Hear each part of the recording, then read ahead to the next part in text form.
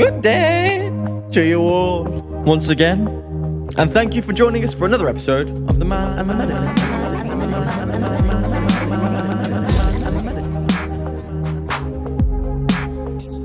Today, we're talking about racial bias in medicine. We hear from the doctors, medics, and you've guessed it by now, aspiring medics, about the issues and hurdles that they've had to face to get to where they are today. And still, in the times of a worldwide pandemic, we understand why these unsung heroes are so vital to society. So remember to like and subscribe and follow us on all the social medias.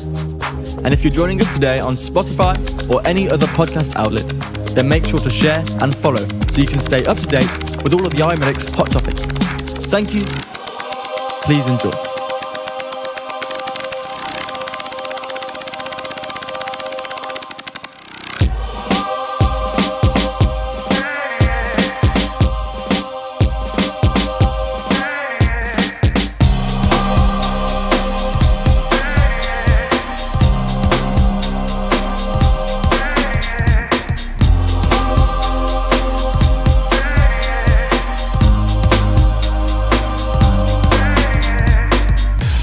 We're back with our fourth Ambassador podcast. The topic for this podcast will be biases in medicine. We have a lot of familiar faces with us today. We've got Shaam, our doctor in Sri Lanka. Shaam's actually travelling. He's trying to come to the UK to set his plug too. So he's had a long journey. He's been all over the world. We've got Ayesha, a new face. Ayesha's a doctor in the UK, so she's got a lot of experience here.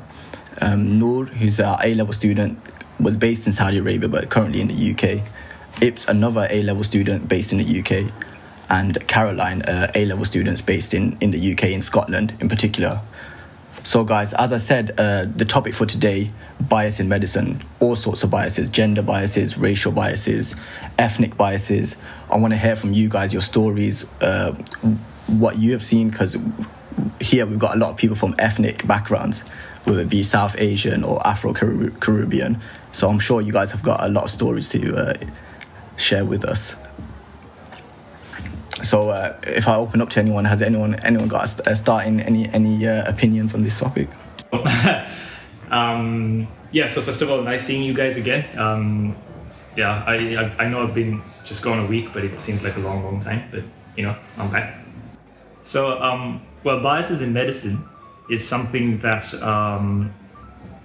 sadly does exist, and even though the medical structure and medical bodies that are governing bodies of medicine try to reduce this as much as possible, and efforts are being made.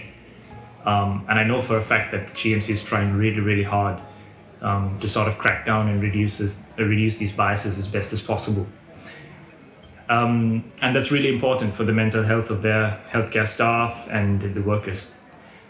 But as far as what the community thinks of doctors and what the community thinks of healthcare staff, it's a much more sort of baked into culture sort of problem, and it requires a lot more work and a lot more public attention. So what comes to mind immediately is during my stint in Nepal, everybody would assume that any male in a white coat with a stethoscope is a doctor, and any female in a white coat and a stethoscope was a nurse impersonating a doctor. And it would come to an extent where they would actually just refer to any female as sister and any male as doctor, right? And it got so exhausting for the young doctors who were. I worked with an incredible group of doctors when I was in my internship. I was really blessed that way. It came to a point where they would just ignore it, and they would go about their day saying that, we can't really correct everybody, and it got exhausting for them. So I would see that when they started their internship, they would say, I'm not a doctor, I'm not a nurse, I'm a doctor actually. And with time, it's sort of a sensitization issue where they would just ignore it and they would say, okay, but I'm the doctor, and they would continue. So it sort of came from a point where they were defeated, and and you can't really blame the population because that's just what they were taught. So it's issues like this that are sort of baked into the cultural fabric of different places that require an extra effort and an extra push and some degree of awareness.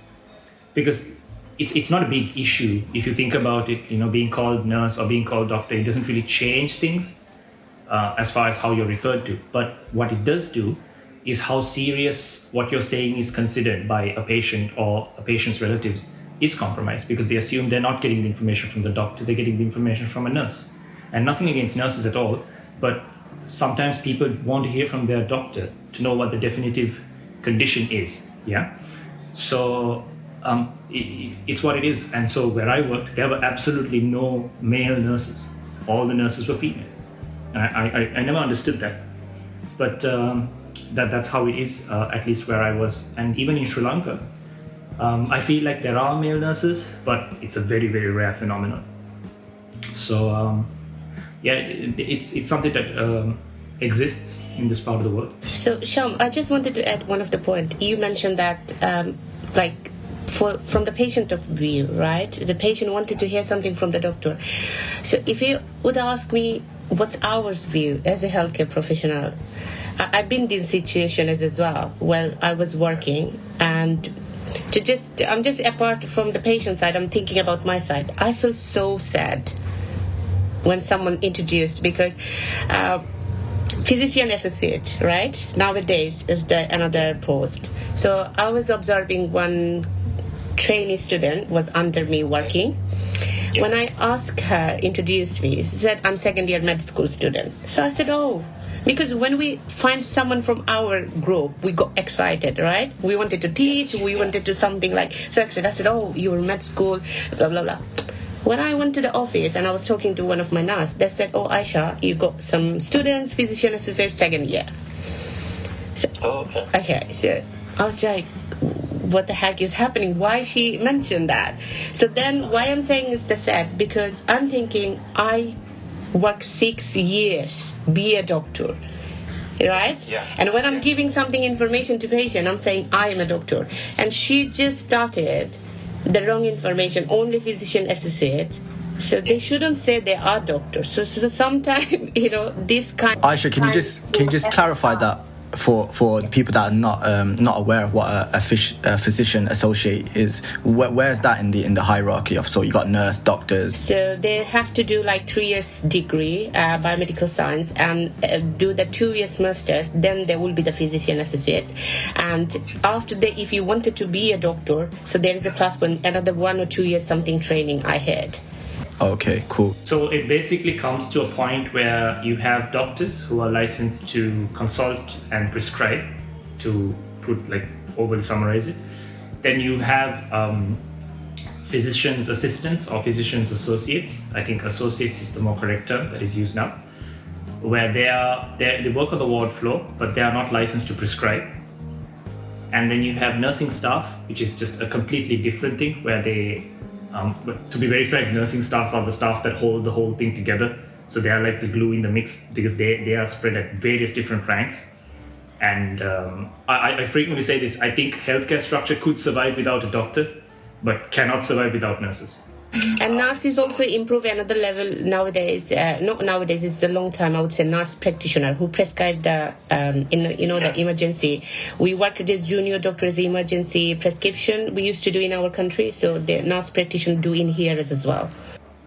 Yeah, so nurse practitioners are basically highly trained nurses, where they, in an emergency situation, they are licensed to prescribe certain things, certain medication, because they can diagnose a condition and treat it, and then obviously then confer with whoever their supervisor is about what happened there. That's really interesting. I just want to bounce it to our younger ambassadors that are just starting their medical career. Ips, what do you think about that? I just wanted to go back on Shaam's point when he was talking about the experience that women had about being called sisters rather than doctors, which they actually were. And I think just a message of this podcast to anyone who's listening is also when you face this kind of situation, don't get used to it. Like, you mentioned that these women wouldn't say anything because they've got used to it. There's not much they can do, but I feel like there is always something you can do.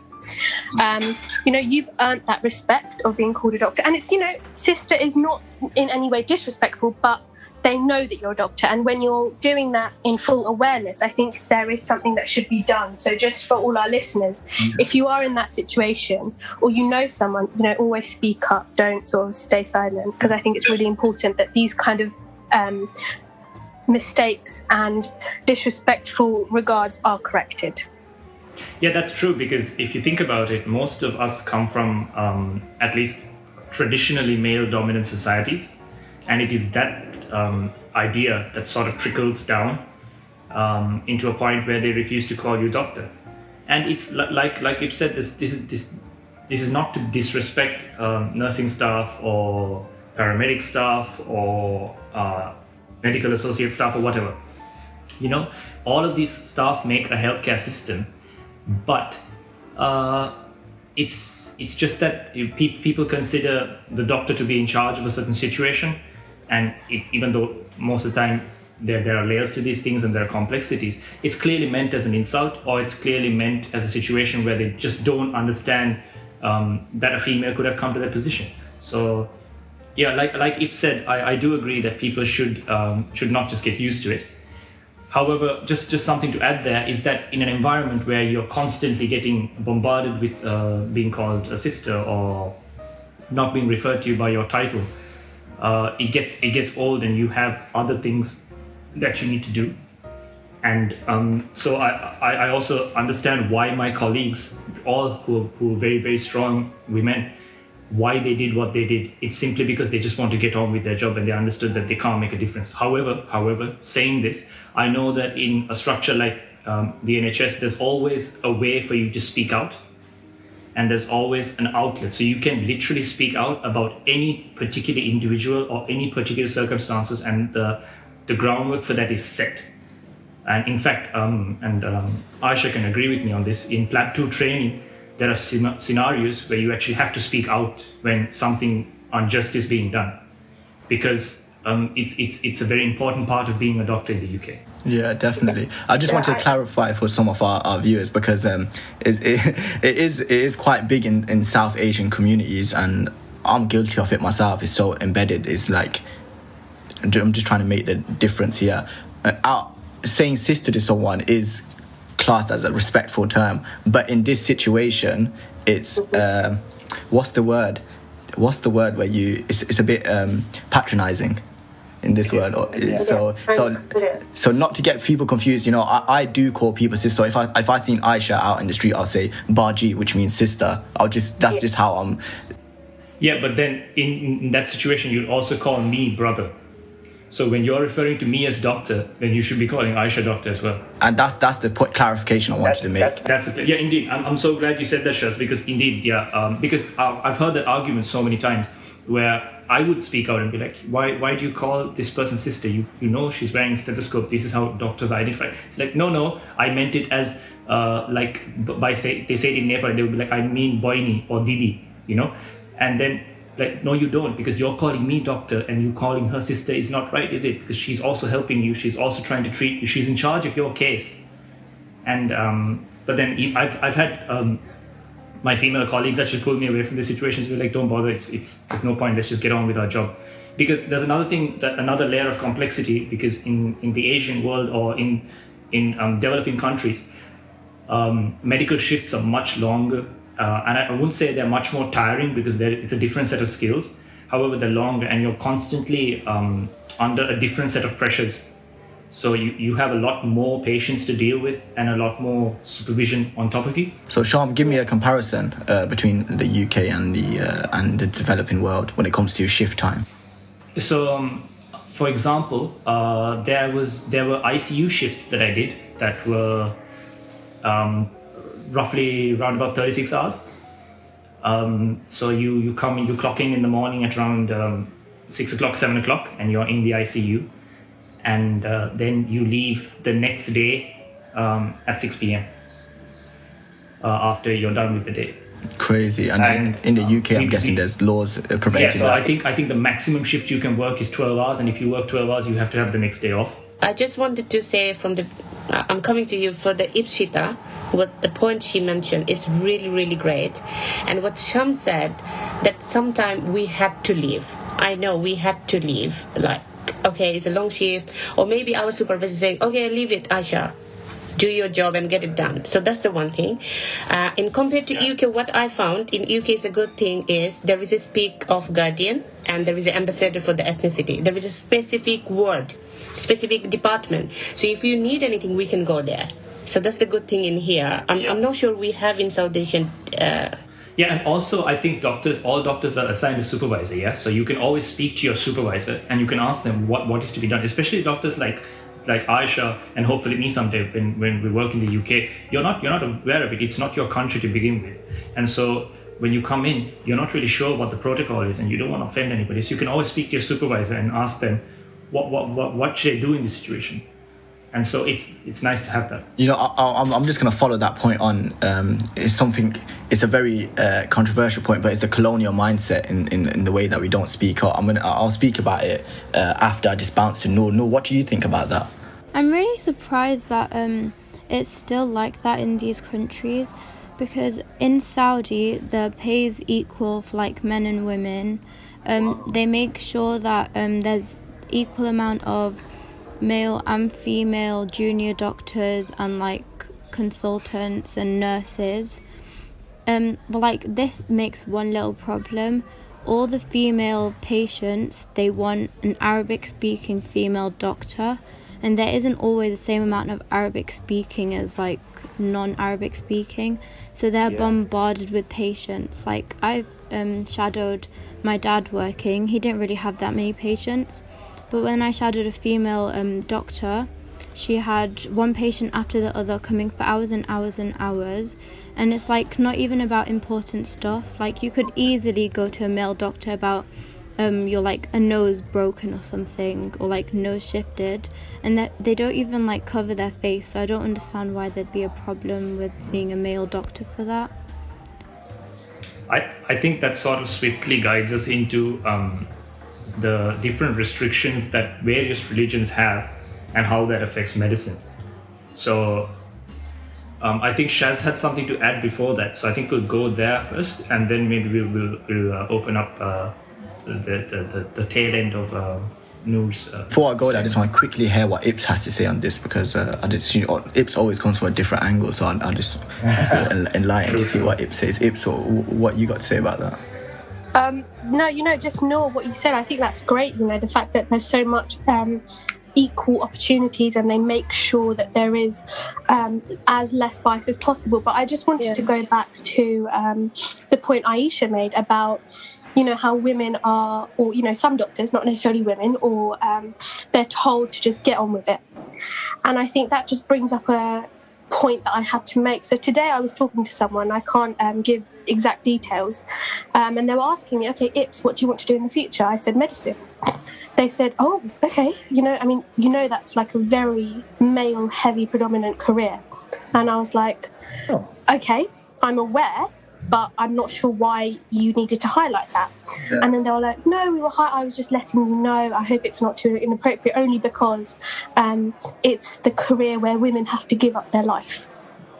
And I'm thinking, right, okay, this is a great assumption that you've brought to mind, because that's not true. It shouldn't be true.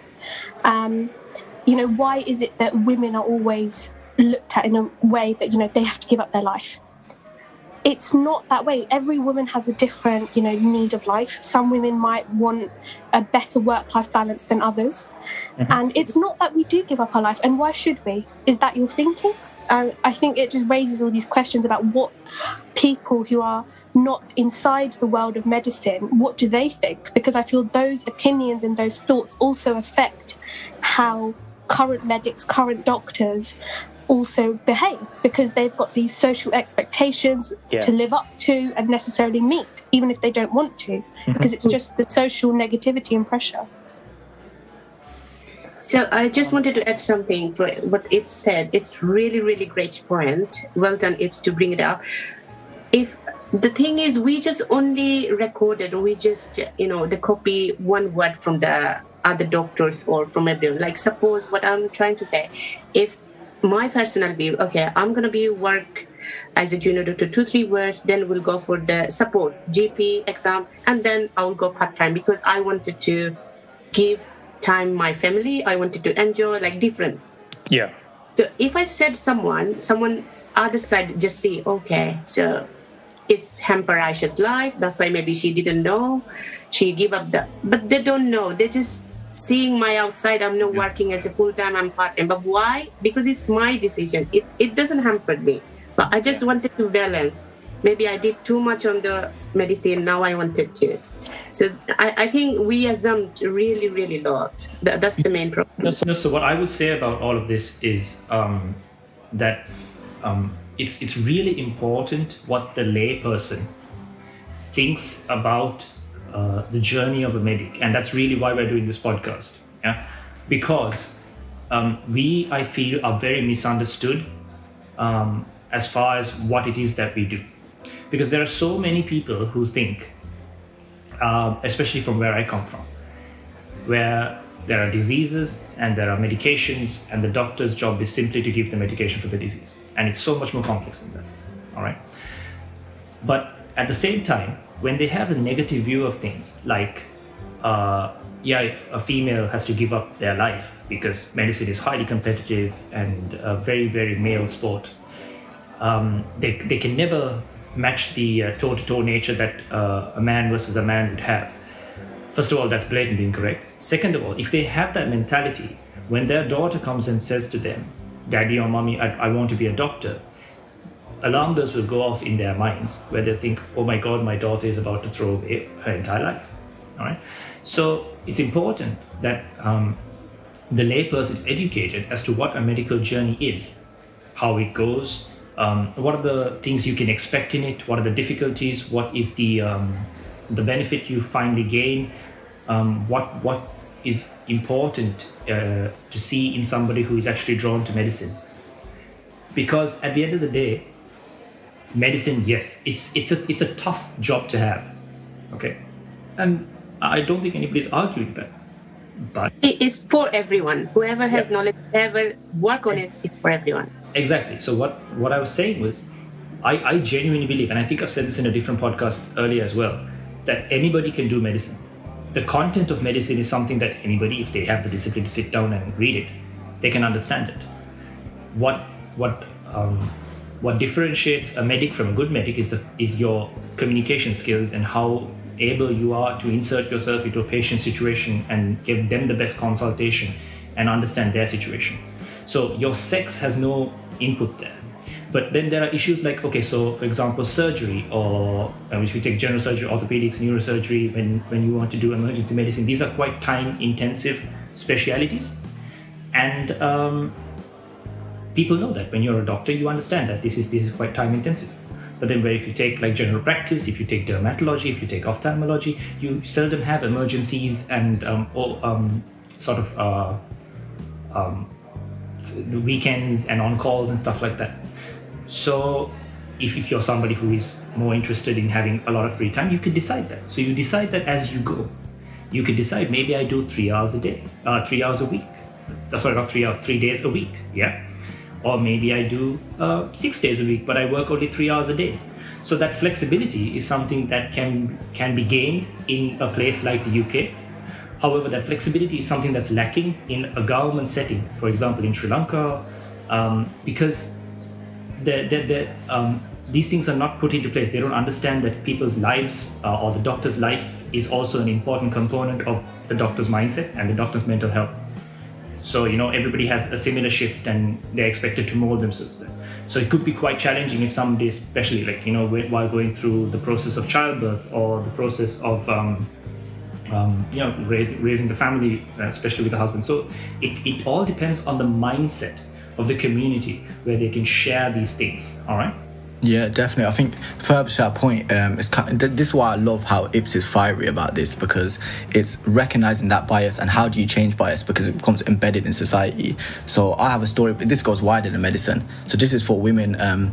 For those who can't see, Ayesha and Noor are wearing a headscarf. So for that, my sister also wears a headscarf. This is why I made the point, because it flows into my story. So they're openly expressing affiliation with a certain religion, in this time being Islam. So you can identify them straight away, they're Muslim. So I'm only making this point because my sister works in the corporate world. So she works in law, and she works for a corporation. I won't say who, but one of the big players, and she's working really hard, like how you guys are, like working really hard, extra hours, and she wanted to progress her career, and she was offered a promotion, well-deserved promotion, and in the back room, one of the directors came to her and said to her, "Are you sure you want to take this opportunity?" And my sister was like, "Why?" And she's like, "Oh, because it's a really white male-dominated society at the top. Directors, we all know this, that there's a glass ceiling, that women." Why is there a pay gap between men and women? It's because women, for a lot of reasons, don't progress to the high levels. Yeah. And this shows how they get stopped. This shows how there's obstacles put in place. So my sister, really hardworking, deserved that promotion. But one of the directors pulled her aside and said, "Are you sure you want to get into this promotional? Like you're all right where you are. You're all right. You've got enough time. If you want to start a family, you can start a family. Like you're gonna have to work longer hours. Are you sure you want?" And another thing is, it's all white males, white older males. So you're a young Asian lady. You wear a headscarf. You won't fit in. It's basically saying that. And you know what my sister said? This is where I'll bring the point of colonial mindset. "Oh, thank you very much. Oh, what? Thank you. Like you're right. I wouldn't fit in." This is a funny thing. So this is the bias that is so embedded into us. And my sister is British in the sense that she was born here. Actually, she wasn't born here. She was born in Pakistan. But when she was 2 years old, she came here. So she's British, right? In the same way that I'm British, in the same way that probably Ips is British or Noor. So, but just because of that colonial mindset of, wow, I'm so grateful for this position. Thank you for giving me this position. Not that I've worked hard for it. She was like, "Thank you so much. Thank you for letting me know." It's only when she spoke to her peers, who are other ladies that are directors and things like that, and they're like, "No, how dare he say that? Firstly, that's sexist. Thirdly, that's racist. How can systems change if people still think like this?" This is exactly how the status quo remains the status quo. Exactly. Yeah, exactly. So if we're not aware of these biases, they're in our head. So if we don't challenge them, like how Ips does, fiery, if we're not against them, things will never change. So literally my sister, from that, she had to reprogram herself. She had to actually, like, all my days, like, I'm working 12 hours a day. I deserve this promotion. I know I'm better than everyone else, and I'm rejecting it just because, and they're telling me because it's white male dominated. So these are the exact things that we need to challenge, and we need to. That's how you change things. Ips, would you want to bounce back on that? Because it was further to your point. I completely agree. I feel like if people in general don't speak up, nothing's going to happen. And that's the reason, regardless of the life in medical school or in university or even in hospitals, I think outside of the medic life, that's why peaceful protests or even violent protests happen, because there is a change which needs to be seen. Yeah. And until that change is not seen, people will constantly protest.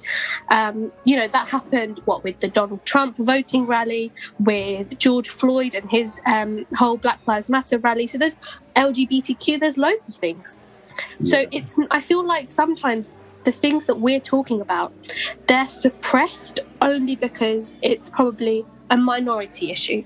LGBTQ, Black Lives Matter, the Donald Trump voting rally, they're majority.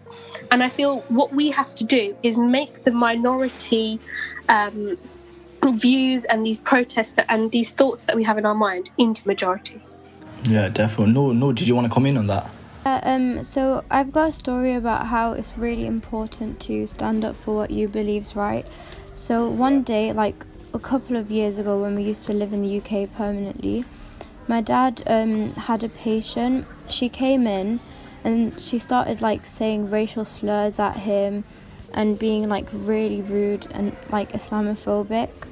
What? So yeah. No, can you just clarify? Your dad works as a GP for our people that haven't listened. Yeah, okay, he works at a GP. Great. Okay. So she came and then he ignored it and tried asking her what's wrong, and she wouldn't stop, and she started almost becoming abusive. So he left the room and then just asked another doctor to do it, a white man. And so when the white man went in the room, they found out that she fainted. I think she had a heart problem.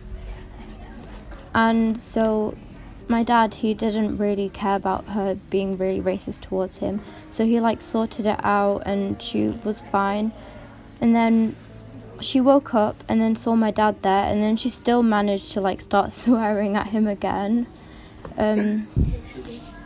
Yeah, and so the doctor was like, by the way, he's the one that saved your life. And he was like standing up for my dad. So a few weeks later, my dad got a letter on his table saying how she's really sorry for like being racist, and she didn't notice, but it's just something that she thought was right. And yeah, so basically she changed. So your dad's from a Syrian background, right? Working in the UK. He's Egyptian Iraqi. So okay, he's Middle East and he's working in the UK. And the funny thing is, I think a quarter of all NHS staff are born outside of the UK. Born out. That does not qualify their ethnic background. So the ethnic background is going to be a lot more, but 25% are born outside of the UK. We can check that as well. But it's crazy to show racism, how racism is so embedded that even when someone's saving your life, you're still being racist to them. But a question that Caroline's our researcher, so she types away and prompts us questions in the background. She posed this question: do you think gaslighting exists in medicine? So gaslighting, if anyone wants to pop in here, I think gaslighting is when people over-exaggerate someone's issues or any problems that happen. So I've got a story about this. So my sister, she's an audiologist. I hope all my sisters are all right with me telling their life stories. But, this won't send them the link to this podcast. But yeah, so my another sister works as an audiologist, and she had one patient who had he actually had like mental disabilities, right?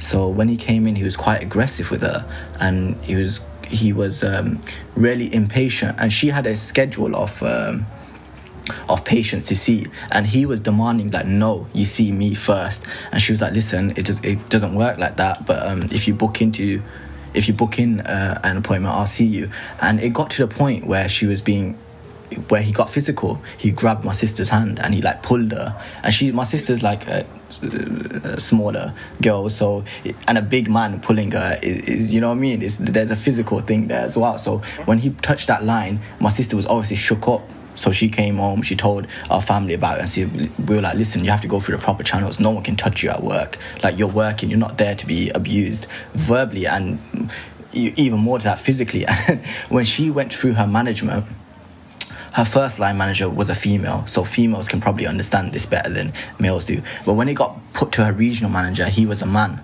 right? And he was like a big burly man, like 6 foot plus, like, you know what I mean, athletic man. So, and he couldn't understand the big deal about it. So talking about gaslighting, he kind of gaslighted my sister, because he was like, what you on about? Like, oh, you're right, nothing happened to you, right? He just grabbed your hand, like, don't worry, get back to work, you know, kind of like that. And my sister was like, no. So it got to, and it's so crazy, my sister felt really like, you know, really violated by it, because now it's not even the touch, it's the principle that you're allowing the touch to happen. Then you see how things like sexual harassment and other abuse go on, because a touch is too much. So if you don't take that seriously, and I think especially in the position of guys, we can understand, like, if a guy grabs my hand, I'll just brush it off and be like, what you doing, mate? It wouldn't. But there's a different line when it comes to gender as well. And also, Shaz, there's the psychological element, right? Because, you know, every one of us, I'm sure that, you know, whether it's Ayesha or myself, or, you know, when we're working, we know that, okay, if something were to happen, somebody were to be rude to us or hit us or do anything to us, right? There is somebody we can tell. But if you've already gone through those channels and you realize there's no response coming the other way, then that's a really dark place to live in, isn't it? Exactly. And Noor just added to the gaslighting. It's like when someone manipulates someone using their own psychology, making them doubt their own sanity. And that's exactly what's happened to my sister. So she's like, what's the big deal? Like, just grabbed your hand, like, get back to work. And my sister was actually scared to go back to work. She thought, what about if this guy shows up again? He's got mental disability. It's a bit of a hard line to toe. And when your organisation is not supporting you, I think there are channels put in the NHS that do support. Shaz, don't you think like it's not just the word you use, female was the manager, maybe she will understand better as a female. Yeah. But from my experience, I found this different from what's happening. Okay. If patient attack you, as Shaam said, we have something we call pulse. Yeah. As a patient, relative, we can complain. And as we are doctor, if something happened, there is a DATIX incident form, we have to do immediately. So when I did this, something happened in my hospital, I done this and I called my supervisor and he was male. Okay. So, but my manager was female. Right. I found my manager took lightly, but my supervisor took very, very light, take this. So that time how do I feeling was, well, wow, I was female, she was female. I thought I'm getting much comfort from her, but I didn't. All that Ayesha says sort of brings me back to what you said earlier, when you said that, she spoke to her immediate superior and she was female and so therefore she understood the situation better. I feel like it should be a situation in which everybody should be able to put themselves in the shoe of the victim and understand what happens. Because if you're not in their shoes, then you're not a doctor, because your job is to be in the patient situation, understand what the patient is going through and create a plan for the patient so that they don't have to go through that situation, or at least they better understand the situation so they're not scared about it. Definitely. And just to that point, because I didn't finish that point, and when I expand it further, it kind of flows in with Ayesha's. Yeah, her direct manager was a female, but still the culture was so embedded that she was trying to brush it off as well. That she was trying to I know how you feel, but it's all right. It happens. But it was literally only when my sister spoke to us, her family, and we said, no, this can't happen for this reason. And then when she was coming back and she took it further, and then it got resolved. Then she didn't have to see that patient. Noor made the point of GPs having a red bottle under their table, if something goes wrong. The buzzer, yeah. So there's a buzzer in the patient consultant room. So you press it, other GPs will come in. My sister, we made the point with her, but she never had that because it was a private company. So she never had that. And maybe she brought that point up. When I first started, I'm working not as a doctor, but recently I just qualified. Occupational therapy assistant, I was working in mental health last 3 years. Okay. So as a different background, I'm from South Asian, right? So I found, it's not like I'm fear of something. I found embarrassed. If I said, this has happened with me, I was just shy. I was just compared to myself. If something happened, I was not telling them. I was like, oh, she just came from different country. Was my mentality, they will judge me. Okay. Then gradually when I adopted NHS, then I started to tell. Then sometime you will find there is some people will understand you. If you speak up, they will help you. But when you're not getting any help, you will just suppress. So that's the thing we have to even we suppress. I like if she does. Her voice was I can hear it. For the future, she will gonna be nice one, I think, speak up person. No, exactly. Yeah, you always need someone that you can go to. Yeah, somebody who will have your back. Somebody who will understand the situation. And so I agree. People like Ips I hope they're not rare, but they're definitely vital. Shaam, you asked me, I'm really kind of her personality like inside, but something suppressed me. So if someone next to me like this, definitely I can go for it. So definitely. So that's it I'm saying. If something suppressed us, but still we need to flourish this. We need to speak up. We have to, Ips, that's great. Ips, you're getting bigged up a lot here for the fiery spirit.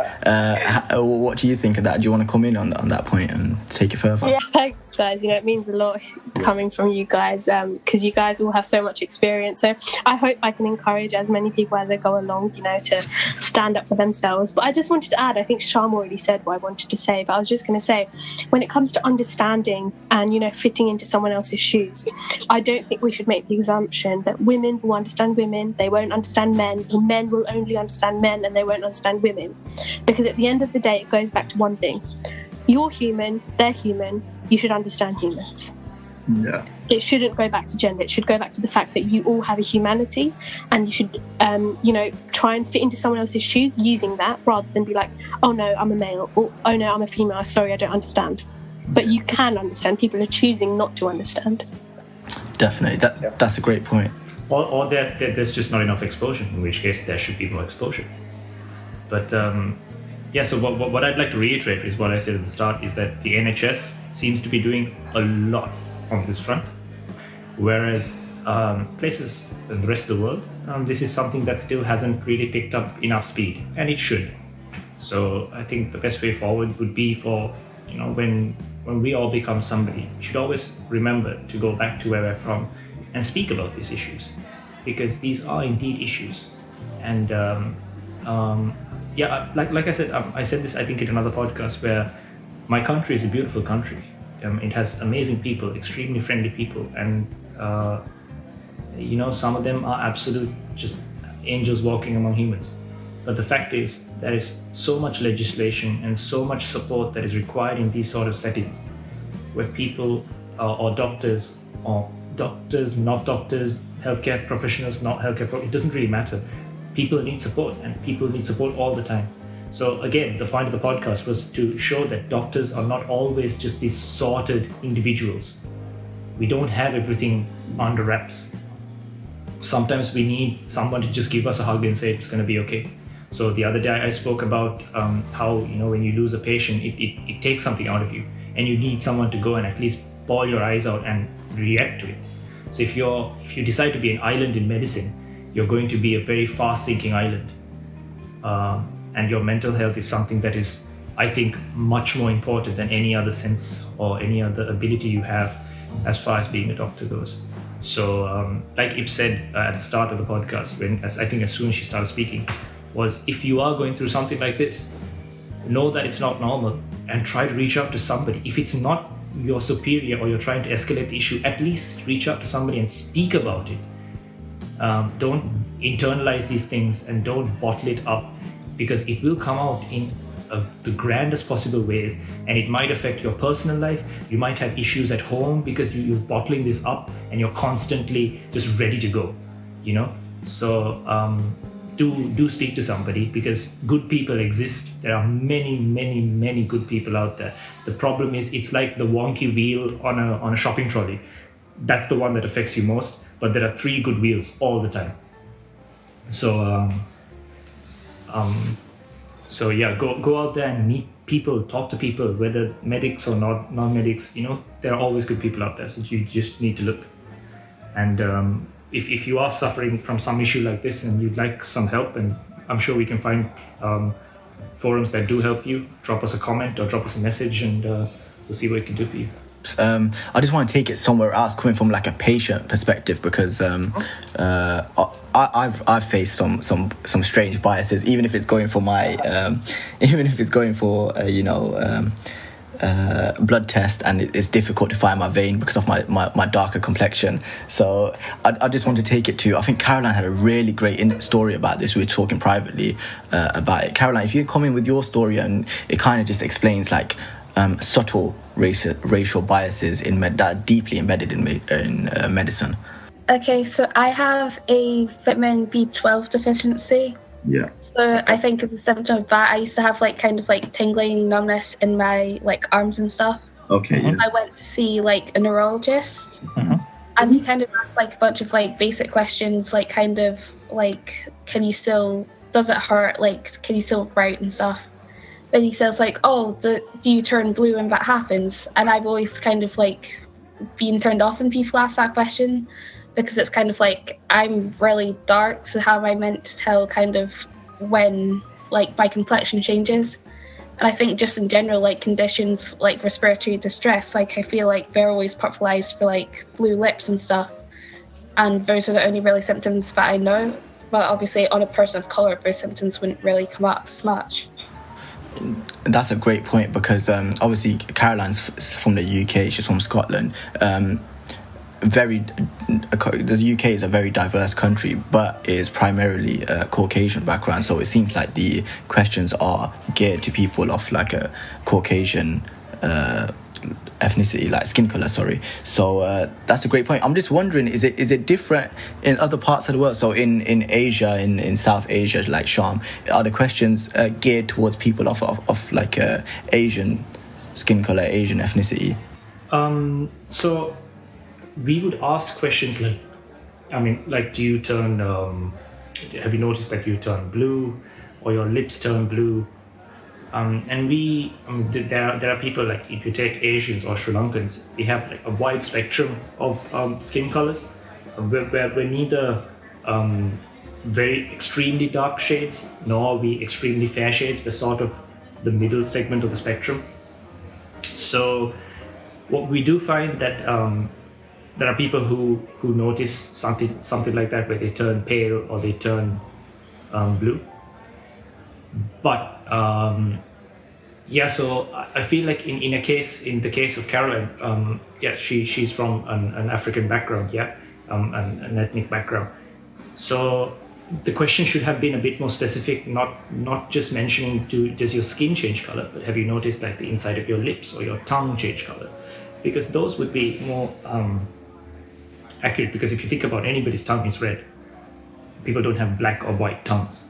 I mean, you could, but that would be strange. But the question needs to be geared properly, and it also needs to be, you need to preface it with something. I'm sure, I mean no insult by this, but have you ever noticed your skin color change to? Have you noticed blue hues, or do you feel flushed? Have you noticed you've gotten a little paler? Stuff like that. Instead of just asking, because you understand sometimes that it's an issue. You have to predict that. And say, for example, a good way of doing this is when you're asking somebody about a sexual health or sexual history. You as professor saying, I'm sorry to ask you this. I know it might be a bit sensitive, but it will help me with my diagnosis if you could tell me a little bit about if you're sexually active and what's your sexual practice like. Because sex is a very private thing. But it's part of being, an aware doctor. So I had one when I went in with my mum. It was for an eye infection. I think it's uvectitis or something like that. Conjunctivitis, yeah. That's the one. So I had to literally Google it and practice it before I walked in. I said, I got that. I think I've got that. Yeah, no. I got in contact with a cousin who's an optician, and so I sent him the whole WhatsApp, and I came ready. I knew what test. I was like, when she's doing the test, I was like, yeah, can you see the white blood cells floating? And she was like, yes, And I felt like when you do come with a bit of knowledge, you get such a better service, because it's like a conversational thing and it's not like a superiority kind of thing. Yeah. But just to talk about that kind of awareness, like my mum was with me when I came in, because I couldn't really see, like I was like stumbling around and things like that. So my mum had to guide me in and ask the question, like your sexual history. But before the doctor did, which I love this, by the way, before the doctor did, she was like, your mum, can you please step outside, please? And my mum was like, what? And then she stepped outside. Then she asked me the question. She's like, so are you sexually active? Of course I'm not. Just for mum watching this, no, of course not. But literally, even though I said no, I was like, I appreciate what you did there, because you know what, you just kind of addressed like cultural differences and things like that, and you were so on it. I respect that, sensitivity that you gave me, and that was amazing. Like it made my I still think about it. I'm like, wow, she was so quick with it. I had to tell her that, thank you. So I think it's just being aware. It's being aware of, especially if you live in a multicultural society like the UK is. Yeah, you should be aware. Can I add one point, like what I was trying to understand from the Caroline point? She was upset because of the question? I wouldn't say upset, because like obviously I live in like a predominantly white area, so it's kind of like expected for those questions to come up. But kind of like, because I wasn't really knowing how to answer it, and I don't really know how to like answer those types of questions. Okay, so why I ask you, because I'm just, as before, while we're conversation was going, because of the bias, Shaam said put into the patient position. So now I'm thinking, because I'm a doctor, it's not just I'm taking doctor's side, I'm putting myself, your position, and also doctor position if I wanted to judge properly. So from your point of view, if I was in your position, yes, I would feel awkward why the doctor asked. And if I put doctor position, okay, he was just treating as a patient. Maybe he was not even thinking the race. Yeah. Sometimes it happened. We are so in the patient, we just keep asking to see that some red flags, some the question is matching, or is that my patient is safe or not. Yeah. So if that's the case, so some doctor, what I'm trying to say, doesn't even understand they are asking the wrong question. Yeah. So in that case, the Shaam said we can just ask, is there any changes in your color, or do you feel like shortness of breath, or due to this your color is changing? So it doesn't matter you're black, you're brown, you're white, color, any color, your skin is whatever, even little change we can understand, right? So I'm just saying, like, I think educating is the important in here. Yeah. What do you think, guys? Yeah, so I think in Caroline's case, it's context. Yeah. If the doctor had said, well, have you noticed that you've turned blue? That's not the ideal way of putting it. However, if they had said, have you noticed any color changes in your skin, where you've changed, maybe you've noticed a bluish hue, or especially in your nail bed, or on the inside of your lip or your tongue, stuff like that could have helped the consultation a lot. But like Caroline said, was it Shaz that said that she lives in a predominantly white neighborhood, and to my knowledge, Scotland doesn't have many people of African descent. So what I was thinking, maybe it's something that didn't occur to the doctor. But at the end of the day, it is a bias. It is something that needs to be fixed. However, how do you put it? I don't want to say small, but I want to say however rare the issue is. If I wanted to add, I think Shaz knows I informed Shaz. Just literally 4 days ago, I have laser surgery. My both eyes, I got glaucoma suddenly. So I was upset because when I went to my doctors, in my point of view, I'm keep asking, why am I this? Because as a patient, I'm shocked. At this age, I'm not that old, okay? So I'm just saying, why I'm having glaucoma suddenly? Why I have to like... And the doctor gave me answer, keep giving me answer. This is bias. Ayesha, you are brown.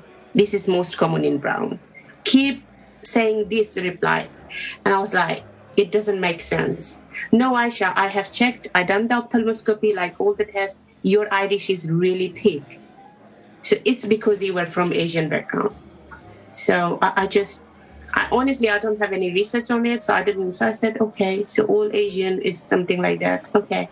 So this is actually happened. But I think as a medical doctor, we need some background, need to give the info to patient if patient asks like this. So I was expecting from my GP or from my doctor say something, at least 10% related to disease, and at least say, yes, your ethnicity is predominant, but not just, Ayesha, you were brown. That's why you were having it.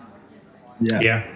Exactly. Though, again, context. If there's the way you approach the patient. You say, you explain the situation, and you say, so we see this condition predominantly in people with Asian backgrounds. So it could be that you have this condition at a very young age because you are of Asian descent.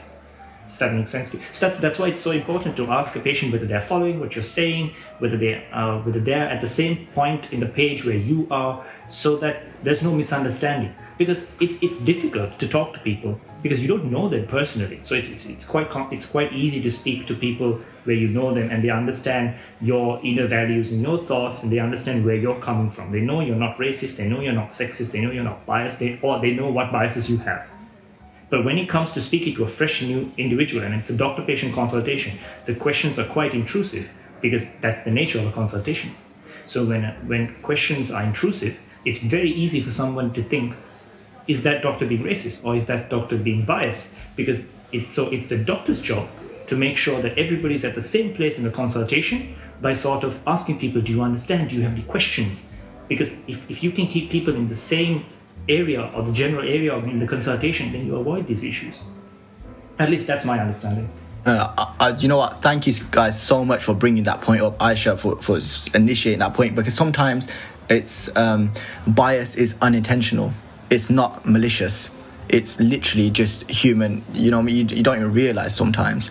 So. But some on other occasions is blatantly racist, on other occasions. So I have the example of going to my sister having a surgery, and the receptionist, older white male, but literally going in for my mother's surgery. Obviously we're Asian, our families are slightly bigger than than the average family, right? So we all come in to view my mum, and that, okay, it wasn't even bad, it was only about 7 people, which is very small for an Asian hospital situation. I've had times where the police had to escort my family out of the hospital waiting room because literally my cousins had a minor car crash and 40 people have showed up. You know what I mean? So we come in for support, we come in serious. But this was a very small gathering, only 7 people. I know some people's family don't even have 7 people in them, but this was a very small... Context, man. Context. Sorry, I had to give the context because everyone's like, whoa, Shaz, 7 people. Like 7 people? Wow, that's grandma, granddad, and... a football team. Yeah, you know what I mean? The dog and auntie and everything. This is only the VIP selection. So we came in and the reception was like, wow, is there any more of the tribe coming? And he said it like that, and I looked at him. I was only about 11 years old, but I was like, huh? Like that was so out of place. He said it with so much venom in his voice. Is there any more of the tribe coming in? Like literally like that. And I was like, wow, that's crazy. So and I just want to touch on it with you guys because Ayesha and Noor, like you guys wear a headscarf, you can tell that you're Muslim. There's no hiding it, you know what I mean? So like, have you guys got any stories in that way? Obviously, if you don't want to share, that's perfectly fine. But Noor, go ahead. My auntie, I'm sure she won't mind me saying this, but she literally says whenever she goes to the hospital, someone has something to say about it. She's got plenty of stories. So she was giving birth to her second daughter. She gave birth and everything. And then the midwife literally opened the curtain and said, there's no hiding now. And she wasn't wearing her hijab or anything. And they were like really insensitive to her religion or like her expectations and stuff. And because I'm pretty sure that you have to like shave a baby's head or something when they're born. And like my cousin, she had like loads of hair. And the lady was like, oh no, you're going to shave it all off now, aren't you? You're going to ruin what the baby looks like. Oh, so Noor, can you, just a bit of extra clarification. So why was that offensive? Because it's like rude and like insensitive to her religious practices. So the assumption here is obviously a Muslim lady, so she's covered up. So normally she's covered up, she's wearing the hijab, she's wearing, modest clothing. And in this time, obviously it's a medical, she's giving birth. You can't wear a full hijab and give birth, and it doesn't work like that. So the fact that the nurse is saying, wow, well, what, you can't hide now, like where's your hijab now, like saying that is racist, plain, that is discriminatory, that is like wrong. And then the other thing with the cutting the hair, Islamic practice, right? You cut the hair. I don't know, in Pakistani culture we cut the hair, we weigh it and we give gold to the poor people. I don't know if is that Islamic practice? I don't know, it might be, but it's a practice. I think that's more cultural, but I think the Islamic practice is that we do cut the hair. We do cut the hair, and obviously circumcision as well for boys, another Islamic practice. So obviously these might be strange in a different society. So pointing them out and making comments on them is rude, is racist, discriminatory, blatantly. And also, it's like, for some reason, a lot of my family members, they're vitamin D deficient. So, like, they always go and rants about it's because of your headscarf, or like, you Asians, you're always vitamin D deficient, so we can't give you any vitamins for it. Yeah. And that's funny. I've had that my whole life, like vitamin D deficient, blah, blah, blah. And of course, we do wear long clothing. But saying that, my house is enclosed, right? So the garden, you can't, high walls, you can't really see anything. My mum's there sunbathing, every day. So, you know what I mean? That way, it kind of balances that. It's not as simple as, oh, listen, you cover up, etc. Shaz, as Noor said, I just remember something I wanted to share. Just because it's summer now. For UK, it's really, really short period, right? Okay. So when I was working, so definitely in the office, typing something, my few nurses, my colleagues, I don't definitely concerned, I'm not telling anything. Just because what we do as a colleague, we said, oh my God, today is so hot, like something, yeah? So I said that. Oh my God, so hot. Ayesha, how many layers are you wearing?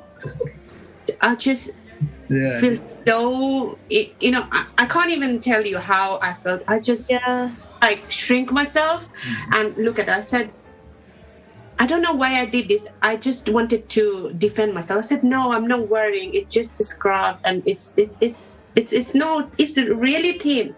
Then when I go home, I was thinking, why should I did this? Why I was scared? Why are you defending? I just said, I wear, but it's hot. You know what I mean? It is hot. It is hot. You were saying hot. I said hot. But when I said, you just said, Ayesha, you were wearing so many layers. That's why. So that's It's kind of like because you practice a different culture, religion, whatever. It's like it's like you have to censor yourself or just unhuman characteristics. But people always point back while you're wearing the scarf, aren't you? Like, oh, okay, you kind of did it to yourself. You have to kind of censor. That I'm doing, but I don't know. It's maybe my reaction. I don't know. I was feeling. I don't know why I did. I really feel embarrassed because I was just thinking, it's my religion. I was covering. I should just proudly say about what's happened that time. Ips, did you want to comment on that? Yeah, I mean, you know what, guys? It's shocking that, you have had these stories and you've been through it yourself. I was just going to say, I feel like what it has become is that doctors or nurses or anyone who's, dealing with someone of an ethnic background or a racial background or just anyone in general, it's more become as they're telling you who you are rather than saying, you know what? If you have a disease or an underlying health condition, it's because, biologically, you are more prone to having it. It's more like, okay, you're sitting in front of me, let me analyse it. Okay, you're brown. You're Muslim, so you might have a different diet. Or, okay, you're white. Okay, you might tan easily. It's like, okay, thank you for telling me who I am because I didn't know. This is me being sarcastic because they're almost telling us who we are rather than saying, look, so, you're aware that you're brown. You're aware that your ethnic background does have some medical conditions which they're more prone to. So I just want to inform you of that. So I feel like the way we deal with these things has to change. It's not that what we're saying is wrong in terms of information or what message we're trying to convey is wrong. It's the way we're saying it. They're just returning it back to, oh, it's because of, what you are. But I'm sorry, we can't change that. So rather tell patients and tell people in a way that they accept, the facts rather than, oh, you should change. Because no, we won't change. We don't have to change it. It should be the other way around rather than you're going to support me and accept that this is my lifestyle. Yeah. But, it's, I have another, I would say, experience. They're mocking. Okay, I would just sarcastically say mocking because of the scarf, right? Sometimes they said you were wearing scarf, that's why hot and said. But sometimes they actually come to us for help. Because I have one patient I remember is from the Pakistan background, okay? And I talk a little bit Urdu. I can manage. So they know this about. So they came to me and said, this patient can't speak English, only speak Urdu. So I know, Ayesha, you can speak a little bit. And you were wearing scarf. So that's the point. You were wearing scarf. She is Muslim. Patient is Muslim. So I think it will goes along with you most. So can you just come and help us? Oh, okay. So that's the pros. Yeah. So my wearing, you were mocking at my scarf, but then you were asking my help because I'm wearing scarf. I can go because I work in mental health. So the patient's appearance or who are dealing with is really important. So they're saying, Ayesha, please go because she's gonna see you. You're wearing scarf. It's totally when you start. So that time I totally forgot they just half an hour ago they did something to me. Honestly, because that time I feel okay, I'm gonna help my patients. At that time, your colleagues and anyone who was around you is grateful for having you there. But just imagine if you weren't there at that time, they would be desperate for maybe a female doctor or a male doctor who could speak Urdu and who would be at the same comfort level. So I feel like it all goes back to the fact that there's no point in making fun or unnecessarily disregarding someone because there will always be a point where you need someone. Yeah, and we need each other, definitely, because as you mentioned, another thing, it's I think because you were still studying, so in our medical background we can't translate things as a doctor, right? I do help this patient, but I have to take the liability if anything happens wrong. So as a NHS protocol, they have to call the translator, specific Pakistan translator. But the thing is, this half an hour or 1 hour translator coming or whatever happening, I manage this patient, right? So it's not just because of my bilingual language, it's because of my appearance, it's because of my scarf, everything matters. Yeah, they're comfortable with you. Only, you probably see me smiling in the camera, but it's not to do with your story. Your story was right. It triggered such a funny memory in my mind. My grandma is obviously a Pakistani woman wearing a scarf and everything. She don't speak English, but I've heard her speak English. It's a weird one. Better put it, she refuses to speak English. So a situation happened. One of my uncles was being a disturbance, and my grandma decided to call the police. Right. So she called the police, and it was just a petty issue. And the police came in. Obviously, they must know like my grandma is like Asian back. She can't speak English, right? So they sent they sent a lady to come in, and they probably thought they were doing such a great thing. I came in, and a Muslim lady was there. I know she's Muslim because she's wearing a headscarf, but she was an Arabic lady, right? My grandma can't speak a word of Arabic, like she's Pakistani, right? So it's like the funniest thing is like they really tried. They tried to be culturally appropriate. They fully tried, but there's an Arab lady standing there, and we're just speaking English now because we don't speak Arabic. She don't speak Urdu or Pahari or Punjabi, which we speak, and it was just the funniest situation. Like that's why I was laughing. You have to appreciate that they tried. They tried. I really appreciate. Like when we came, as far Assalamu alaikum. Assalamu alaikum. That's how far we got with the translation part. That's how much we all knew about each other. But it was just the funniest thing ever. Because I remember her just standing there like, okay, why did they send me? They're like, why am I here? We were like, yeah, fair enough. So the point was telling Ips was saying. So our point is, the podcast really meant is, even they do the bias. They need us, right? Yeah. They need us. So we need them as well. I'm not going to bias in here. I'm not going to just give any comment as a racial basis, because we wanted to work as a colleague. Because some part of them, if I say, I'm just for the understanding white people, African people, or Nigerian background or Arabic background, they got some different quality. We need to understand. We need to learn from them, like that way they learn from us. Yeah. So I think we all need to work together. That's the main thing. Yeah, so that's the thing, so cultural appropriacy, gender appropriacy is things that can be learned, So, for example, when we coming from predominantly, air quotes or brown areas, so Sri Lanka, India, Pakistan, we have to learn a lot of things about cultural appropriacy, because you don't really see people of other skin tones or ethnic backgrounds. You're used to seeing certain group of people. So it's important at that point that you learn these things. So it's something that can be learned, and to be learned, the solution is not to shame people who don't know how to speak.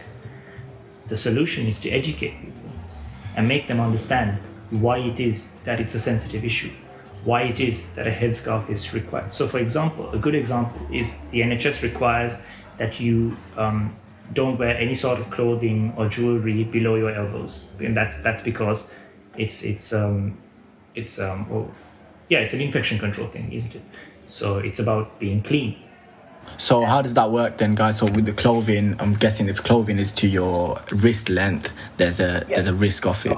So then it's the understanding of the doctor. It's to the discretion of the doctor where she, or even if the doctor is a he and they prefer to wear wrist length clothing, that their cultural view or their religious practice has to take a back seat to their job, because it's an issue, it's a health risk. So if you're a doctor, you can't be a health risk. So that's the understanding. So I have plenty of friends who are Muslim girls who were doctors with me in Nepal, and so when it comes to time to take care of a patient, they would roll up their sleeves and they'd go because that's how it works. In Saudi, they've made like a headscarf that's out of like scrub material, so it can like all fit in properly, and like their sleeves are until their elbows as well. Like these are for all the surgeons. Yeah, so it's those sort of things that need to go forward, and so people understand. So, for example, earlier, all male doctors used to have to wear ties, and they realized, okay, that's not something that helps with infection, obviously, because there's this dangly piece of cloth that hangs off you. And so the hijab, something similar, where it dangles off your chest, yeah. So then you can tuck it in, or you do something about it. But there is a solution to it. And if they say, no, I'm so sorry, this is infection, and therefore there's nothing we could do. We've done the research into it. It turns out that the hijab is a highly infectious thing. Then yes, then it should be considered whether the hijab is required in a medical setting. But then that's something that a lot of thought has gone into, and they found out, whatever you wear around your head doesn't really affect the infection or the spread of a disease. So you can wear it, but provided it doesn't like hang off you. No, I just wanted to say, as you said, reconsider. So it's depend on how you wearing the hijab. True, Some people very, very wear true, yeah. very weak, right? Very weak. If you're going, it doesn't work. And you were talking about you really just want to view any infection control. Then you have to balance. You have to maintain your patient safety as well. Yeah. So that's why I think some of you girls, Noor, if you know the Nike company, they made really the nice one. So really wanted to maintain my dignity, my faith. I can wear this. It doesn't mean I have to don't wear my hijab. I can cover my hair. Yeah. So it's totally depend how we going along with the system and how we. There's this company that have made a headscarf that you can like put your stethoscope through it. It's got like holes by the ears. Yeah. There is I bought one this year, last year. It's really nice. First, I thought it's for the mask, honestly. Then I realized it's for the stethoscope. All right, so has it got a hole there or something that you can just... There is a hole. Yeah, I work with some Muslim girls who had the most creative way of wrapping their face scarf around, so they actually have access to their ears as well. So it's actually beautiful to see, because they come up with such innovative solutions to problems that only they face. And the thing is, if everybody's safe and it doesn't affect your patient care at all, then you should be allowed to do what you want, because safety first, obviously, safety first, and I can't reinstate that enough. But after that, as much as your patient needs to be comfortable, you as a doctor need to be comfortable as well to do the best job possible. And so, because of UK being in here, it's not. I don't know in other country, but in here is a diversity. Yeah, they do respect. It's not like all of people are respecting, but some do respect. And big hospital also, I've been there. Most of the consultant wearing scarf. Even the doctor the very eye consultant who done my laser, she is from Pakistan. So we had a great chat a while, and she's wearing hijabs as well. So.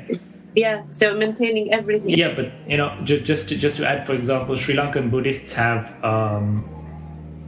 trinkets where they wear around their wrist, which come from strands of material, which is sort of like recited onto, and so they believe it's holy and they wear it. But then obviously you can't wear that if you're practicing, so they take it off, and that's very understanding. So if you have like a ring that brings you luck or something that is religiously appropriate, you can't wear it then.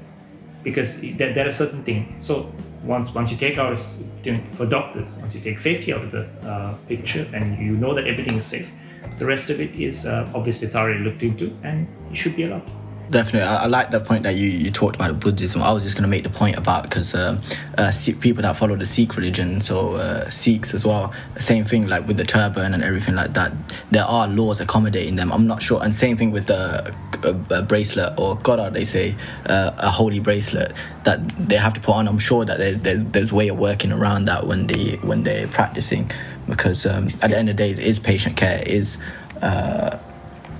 it is infection control, but at the same time you have to find that balance. And if a country like Saudi Arabia, we one of the most Islamic countries, can find that balance, then everywhere can find that balance, you know what I mean?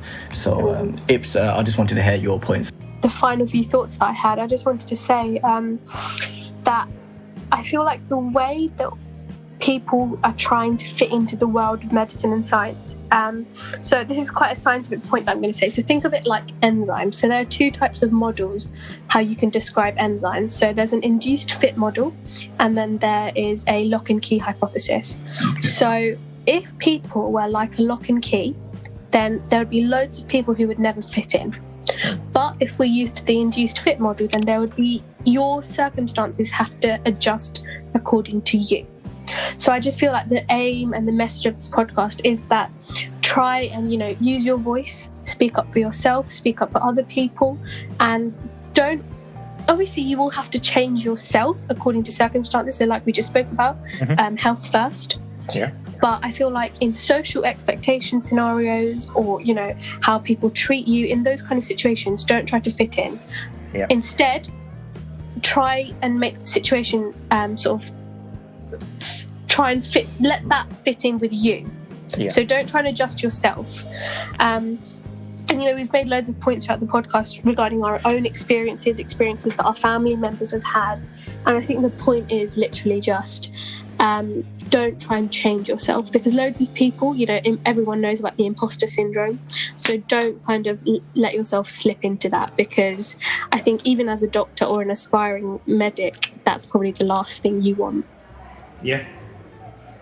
No, because if there's anything left, you have to be true to yourself. Yeah. And like Ip said about induced fit and everything like that, if someone can tell you what you're doing is inappropriate and why that is, you have to be open to understanding that person's point of view. You can't straight away go from living your life and somebody says you're doing something wrong and being offended. So you have to, as the person who has the issue or people consider an issue, you should be open to listening to people's reasons. But they should have a reason. They can't just have a bias towards you just because you're you. All right? So, like we said, throughout this podcast, it takes all sorts essentially to make a world, and it takes all sorts to make a healthcare structure. And whether we're divided by ranks or positions like doctors, nurses, emergency care, technicians, etc., there are so many that make us, and that comes from the current workers, the future workers, the past workers. It's just like the world. It takes all sorts, and like Ayesha said, everybody's required at some point. And the more diverse your work crew is, the more diverse your family, your medical family is, the better you can serve the public and the better you can serve your individual patients. So I guess a nice closing remark would be yourself, be the best version of yourself. And if you ever have an issue and you feel like you can't be yourself, please speak to somebody and ask them, why is it that there's an issue here? And then hopefully they can shed some clarity to the situation, and you can learn and grow, or you can have them learn and grow. So I think that's a good note for us to wind up for today.